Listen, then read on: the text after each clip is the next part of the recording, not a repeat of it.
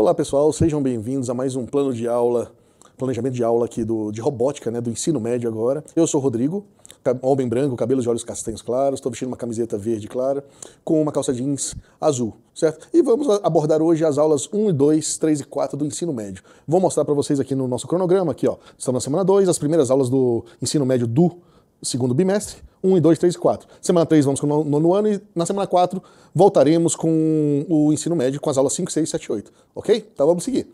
Então, qual é o objetivo do nosso planejamento de aula, professores? É elaborar o plano de aula das aulas 1 até o 4 do ensino médio, né, identificando possíveis desafios e selecionando estratégias pedagógicas e didáticas alinhadas aos objetivos e conteúdos de aprendizagem a fim de definir as metodologias mais adequadas para a sala de aula. O objetivo das aulas, né, é relembrar o conceito de revolução industrial, examinar os eventos históricos que marcaram outras revoluções, relacionar a educação, a requalificação e a substituição de vagas no mercado do trabalho e, por fim, experimentar a computação física utilizando a placa microbit. E, por fim, experimentar lá a computação física, né, na nossa plaquinha microbit, ok? Seguindo, aqui nós temos aqui as capas das nossas aulas 1 e 2, 3 e 4, do material digital, certo?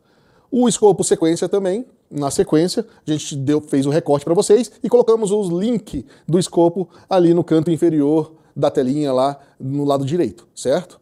E temos também os objetivos e os conteúdos da aula do material digital, tanto a aula 1 e 2, quanto das aulas 3 e 4, ok? E aí, pessoal, estão preparados aí para a gente começar o nosso planejamento de aula?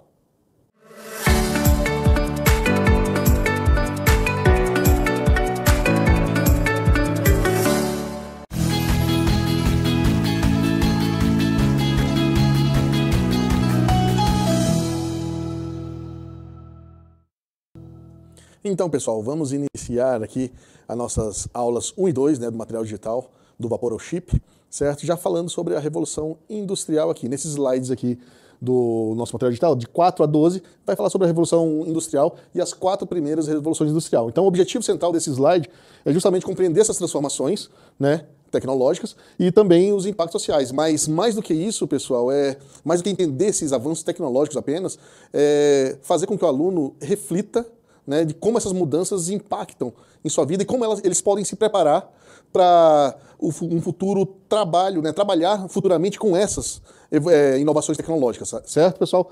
Então, por isso, professor, a gente sugere aqui iniciar com uma pergunta disparadora, né? Essa pergunta que está aqui em negrito: imagine viver em uma época de grandes mudanças tecnológicas. Máquinas substituem trabalhadores, novas profissões surgem e o modo de vida muda drasticamente. Como você sentiria e o que você faria para se adaptar? Então aqui você vai explicar, né, através dessa pergunta, deixar um tempo para eles falarem, né, darem seu feedback, e vai explicar sobre as revoluções industriais que ocorreram nesses tempos passados e as mais recentes, como a 4ª Revolução Industrial, né, que nós estamos passando. E falar também que essas revoluções industriais, elas criam novos desafios para a gente. E esses novos desafios que são criados, eles vão ter que se preparar para eles, estarem atentos, para que eles possam gerar soluções, né, para que eles possam trabalhar junto, né, com essa tecnologia, sendo agentes inovadores também, né, dessas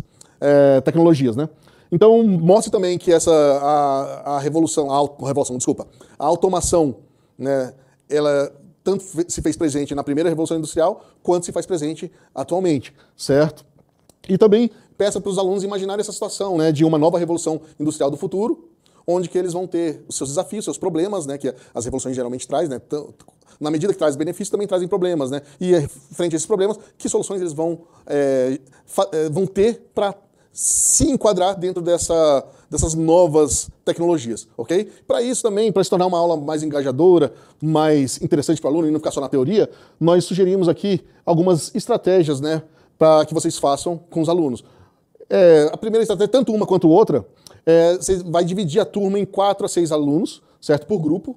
E a primeira estratégia é fazer uma linha do tempo. Faça uma linha do tempo, professores. Pode ser digitalmente, pode ser manualmente, com folha de cartolina, mas faça uma linha do tempo onde eles vão colocando as inovações de cada revolução, né? Os inventos, tudo que surgiu de novo nessas, e mais, como posso dizer, mais à vista de todos nessas revoluções industriais. E a segunda sugestão é fazer esse mini projeto prático, né? Construindo o futuro aqui, que para cada evolução você vai representar ela com uma inovação. Você vai fazer um mapa, né? Faz um mapa também, pode ser digitalmente, pode ser com cartolina, onde eles vão colocando a primeira revolução industrial, por exemplo, as inovações teve alavanca d'água e alavanca e roda d'água, eletricidade e motor, circuitos com LEDs, certo? E na terceira revolução industrial já vai entrar aqui a programação básica, no microbit para a automação, e a quarta revolução industrial seria essa parte da inteligência artificial, machine learning for kids e o IoT.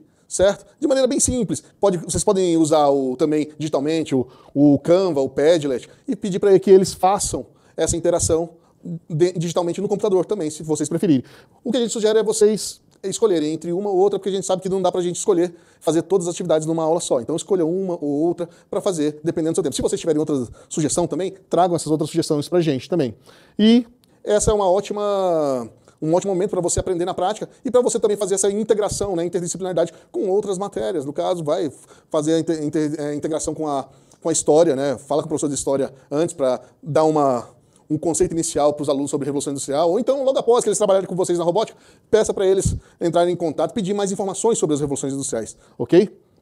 Seguindo aqui nos slides 13 e 14, aqui é só a reflexão, né, onde a gente vai amarrar as pontas, né, para assegurar que os alunos entendam que essa ideia desse tema na robótica não é apenas ter um conteúdo, né, você só absorver o conteúdo, mas a ideia é que a gente tenha um conteúdo para se embasar e aprenda na prática essa revolução industrial, certo? Como a revolução industrial funcionou no caso dos autômatos, da robótica, certo? Da programação. Então, é para vocês fazerem isso ou no Padlet, ou no Jamboard.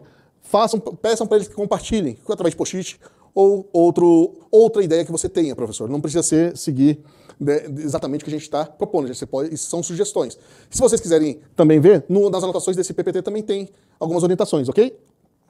E aí, do slide 15 a 20, vamos ao foco do conteúdo. Aqui vão começar as variáveis e programação. Depois de todo esse tema, vamos partir para variáveis e programação. Vocês preparem os alunos, usem aquela dinâmica da caixa, né, onde vocês botam as variações, as diversas variáveis, né, uma variável para número, uma variável para palavra, uma variável para verdadeiro ou falso, certo?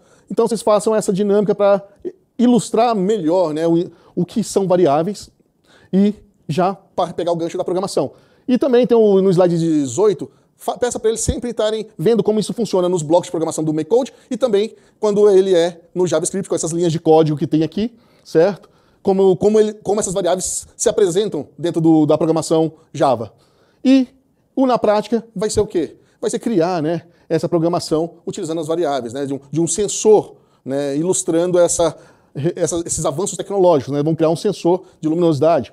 O mais importante aqui é nessa telinha aqui, onde tem o quadrado, tem as setinhas que tá vermelhas, se atentem no material digital que as cores que estão lá, as diferentes cores, vermelho, rosa, azul, são cores dos nossos blocos de códigos. Então, já está lá para ajudar. Então, onde vocês encontram os bloquinhos de código, está representado nas cores do texto. Então, bloquinho básico é a cor azul, certo? Então, nessa parte aqui da prática, vocês façam uma exploração dividida ou um passo a passo com o aluno, ok? Para você conseguir ter um aproveitamento melhor da programação e fazer com que eles realmente entendam, ok?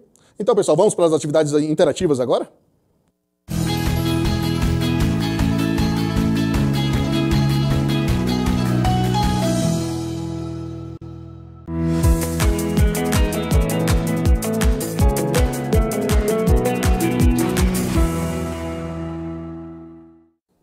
Bom, pessoal, seguindo com o nosso tema das revoluções industriais até o chip, nós vamos para as aulas 3 e 4 do material digital, certo? E aí a gente já começa com os primeiros slides da aula 3 e 4, falando para vocês, né, iniciarem com uma pergunta engajadora, como está aqui, ó, se eles já sabem como a luz da rua acende, né? Como as portas se abrem, as portas automáticas se abrem, né? E aí deixa eles expressarem as suas ideias, e aí colete essas ideias dele. E se você tiver optado por fazer aquela linha do tempo, ou então aquele mão na massa lá do mapa visual, coloque as ideias dele nessa linha do tempo, nesse mapa visual da sala de aula, para eles poderem ver o que cada um, né, as ideias que cada um trouxe. Okay? E aí vocês apresentem brevemente esses slides, de 5 a 8, né, sobre os sensores e atuadores, né? Você explicando que eles são usados em diversos dispositivos automáticos de hoje em dia e que ele segue a mesma lógica de programação que a gente vai fazer com o nosso microbit, usando as condicionais, né, e usando as variáveis, certo? Então, use esses exemplos para fazer essa comparação, né, para trazer para a realidade do aluno e para deixar eles intrigados com o que vão fazer de programação no microbit.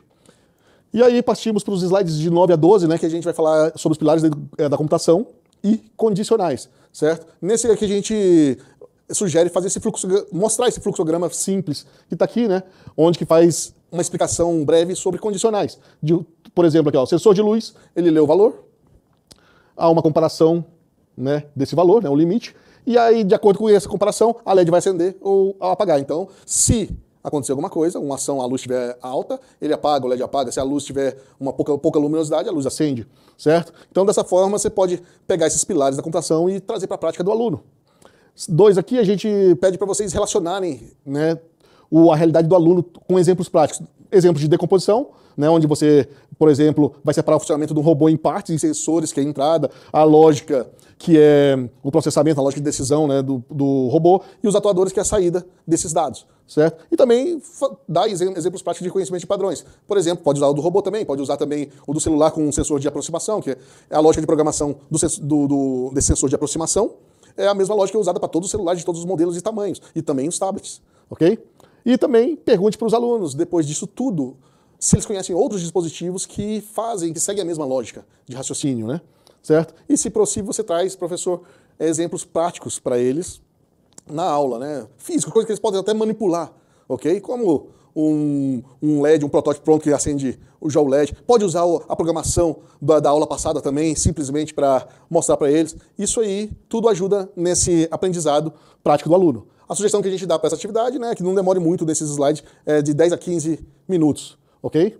E aí a gente passa para os slide 13 a 18, que vai falar sobre sensores e pilares da computação, né? Aqui você também faça perguntas. A gente vê que a gente faz muitas perguntas instigadoras, né? Como o LED pode ser um sensor de luz, para eles explicarem, para eles fazerem parte dessa construção do conhecimento, certo? Seria bom mostrar o vídeo do slide 13, que fala sobre o sensor de luz do microbit, certo? Então mostra esse vídeo para eles terem um exemplo, né, de como o sensor do microbit funciona, o sensor de luz. E aí parte para esses slides 15, né, e o 17, que é também o fechamento, com mais perguntas, sobre o que é analógico e o que é digital, certo? Tragam exemplos práticos do que é analógico. Por exemplo, aqui, ó, o que é digital na sala? Pergunta para eles, o que é digital na sala, pessoal? Aí o interruptor da luz, dá um exemplo, que é o digital o quê? Ou é sim ou não, né? Ou ele acende ou ele apaga. E o que é analógico? Analógico é que dá mais uma possibilidade de variação, né? Uma possibilidade de variar. Por exemplo, o dimmer do ventilador. Você torce aquele potenciômetro e ele aumenta a velocidade ou diminui a velocidade do ventilador. Tanto é para a luz também. Se tem um dimmer de luz, você vai aumentar a intensidade da luz ou diminuir, ok? E aí vamos para na prática. Na prática você vai fazer o quê? Vai acessar no MakeCode, pega aquela programação que vocês fizeram na aula 1 e 2, traz para o MakeCode, abre ela novamente, sugerimos que você duplique, peça para o aluno duplicar esse projeto, para que ele não estrague o projeto anterior, né? Não modifique, depois esqueça como que ele fez aquele, duplique e entre. Mas para isso, ele vai ter que estar logado na sua conta institucional, certo, pessoal? Então, oriente sempre ele a duplicar esse projeto. E aí, o que a gente sugere na hora da codificação? É seguir 2 estratégias. Ou realizar passo a passo com o aluno, explicando bloco por bloco e o seu significado, ou escrever no quadro o objetivo da programação, descrevendo lá o que se espera que aconteça ao final dessa programação, certo? E aí, eles se viram e vão construir o código em cima. Claro que você vai tirando dúvidas dele, não dando a resposta. Opa, aqui, é isso aí, aqui. E aí, para fechamento de tudo, o que você faz? Separa os minutos finais da aula. Para quê? Para que você possa conversar com os alunos e ver se eles realmente entenderam a programação que fizeram e eles têm claramente ligado que eles participaram, né, de uma programação que faz parte da revolução industrial que nós vivemos, né, e vamos viver outras futuramente. Caso vocês tenham dúvida, aqui tem uma imagem de orientações adicionais, pessoal, para vocês, professores, cliquem na imagem que ela vai direcionar para essa playlist de orientações adicionais. Lembrando, façam um teste de mesa com os seus alunos para ver se a programação funcionou ou não. Sempre façam isso, certo? E aí, se vocês tiverem mais dúvidas, usem nosso material de apoio, que vai ter a programação da aula, vão ter orientações adicionais, certo? para vocês tirarem qualquer dúvida. Pode tirar dúvida também com os PECs, não tem problema algum, pessoal. E usem o nosso QR Code aqui, façam uma leitura para pesquisa de satisfação, falar gostaram, o que não gostaram, o que vocês acham que deveriam fazer, certo? Vai nessa pesquisa de satisfação. Certo, pessoal? Muito obrigado, eu fico por aqui. Estão prontos para planejar mais uma aula?